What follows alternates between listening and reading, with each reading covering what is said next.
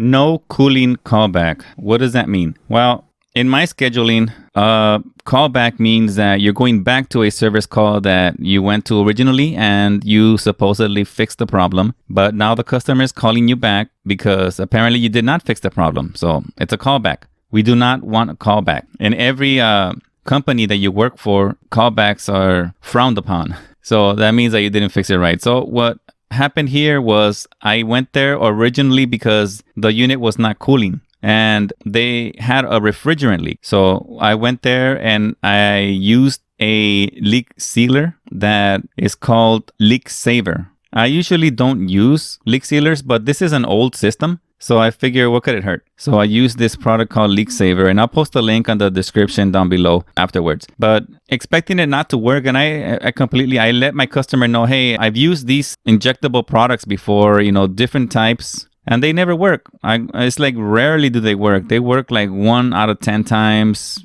at best. So I injected the system and then 2 weeks went by and then they called me back saying that, all they said because of my booking software, all they can say is a service call for air conditioning. So I went there expecting to find no refrigerant in the system or low refrigerant in the system. But let's see what really happened. So that system over there that you're looking at is not causing problems yet, but this one is. So they called their handyman.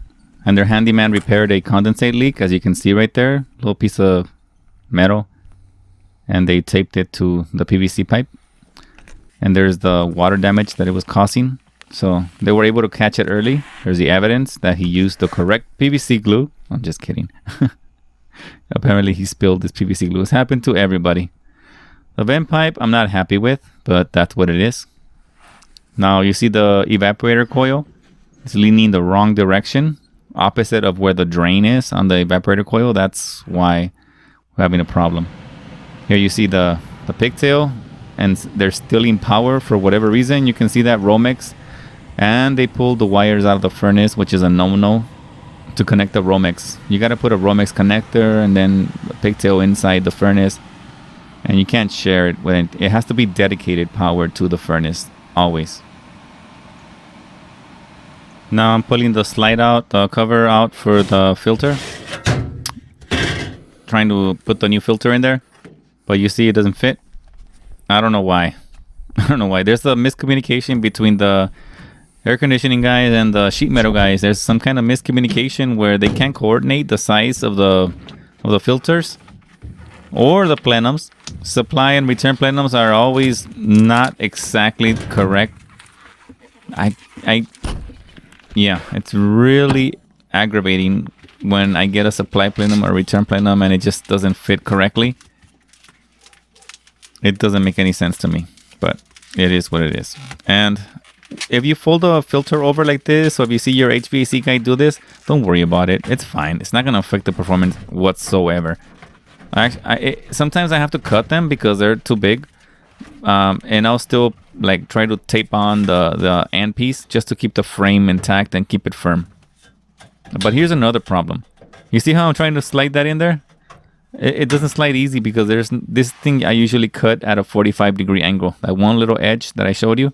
So now I go outside to show you where the leak was at. I don't have full faith on these products, which is why I'm making these videos. I'm hoping that some of you guys try it along with me. But you can see clearly right here where the leak used to be. There's 2 other spots that didn't come out too clear on the camera, so I just showed you that one spot. But if you guys want to try this product with me, let me know what you think. I never had faith in them, and like I said, maybe 1 out of 10 at best would work. But I've used this product 3 times already, and all 3 times it's worked. So I'm kind of curious. I'm scared to try it on new systems. I did try it on one that was, I think it was like 4 years old, so it was fairly new, and it's worked fine so far. But this is the first one on this video that I'm showing you that I've tried it on, and it's working. So I know a lot of people are adamant about not using it, but here's my video.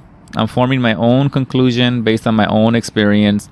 For a long time, I was just listening to everybody else, is YouTube, and everything that I found online, and everybody was adamant about it's not working. But look, see, I'm so surprised. I'm like, what? There's refrigerant in there?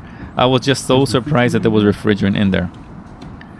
So now I go back to the attic, and the next step that I gotta take, this is the main reason that I'm here. I'm here to address this condensation leak issue that they were having. And the reason that there was a condensation leak issue is because the evaporator coil is leaning the wrong direction. And you can't visually tell, but when I put my level on it, you could tell. And the customer had not had this problem before, which is weird because they've had this system for several years. And last summer they were trying to get a hold of me and I was too busy, so I couldn't get there. So they called their handyman. Their handyman got there. He did his little Mickey Mouse, which worked. It solved the issue temporarily. They were able to run their AC, and the water was getting caught by that contraption that he made right there, which worked.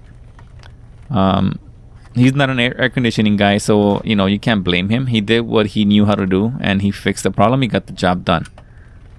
Now you can see with the level that now the bubble is pointing the correct direction, and then I'm showing you the angle from the back. So now you can tell that the evaporator coil is tilted towards the now the evaporator coil is tilted towards the drain. Yeah, once I leveled everything, I had to tighten up all those straps. I just gotta tighten up all these straps. Jeez.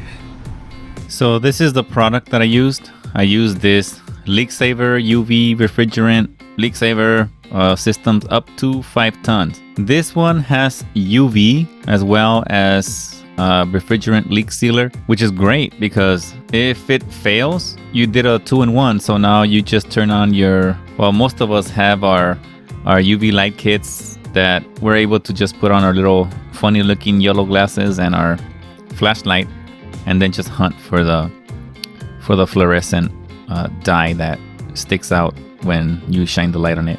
So that'll help you to find the leak in case it fails, or even if it worked, you'll still be able to find the leak because some of it is going to leak out until it is able to clog the leak. So either way, but I know that if it stops leaking, you're not going to care about finding where it is, more than likely. But this is the one that I used, and then I'm going to show you the next one. So let's say that you have too many non-condensables, or in other words, moisture or water in the system. This will help to absorb some of that. It's not going to eliminate all of it, but if you have just a little bit of moisture in there, this thing will help to absorb some of it and help your pressures to regulate. This one is just leak saver, helps to stop leaks without any UV or anything else. And this is the leak saver acid scavenger.